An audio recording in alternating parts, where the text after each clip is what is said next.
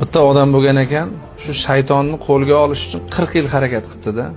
40 yil harakat qilib, shu kunlardan bir kun shartta butilkani olibdi-da, ichini ochib, o'sha shaytonni qo'lga olibdi. Qopqog'ini bekitibdi. Xursand bo'lgan, sovuq ter chiqib ketgan onasi debdi, mana 40 yil mehnatim zoyi ketmadi. Shaytonni va nihoyat qo'lga oldim. Sen shunga qarab tur. Men boraman, bozorlik qilaman, bir osh qilasan, maza qilib osh yeymiz. Chunki 40 yil mehnatim ketdi. Mehnatim zoyi ketmadi. Mana shaytonni qo'lga oldim. Eri chiqib ketishi bilan qiziquvchan xotin bunda qarab turibdi-da, shu qanaqa bo'lar ekan bu shayton. Qopqog'ini ochibdi-da, shayton chiqibdi-da, endi chiqqandan keyin katta bo'ladi. Chiqib xaxalab kulibdi, "Ahmoq xotin" debdi, "Ahmoq xotinsan. Ering 40 yil harakat qiluvdi. Sen 40 soniyalik qiziqishing tufayli meni shu shishadan chiqarib yubording.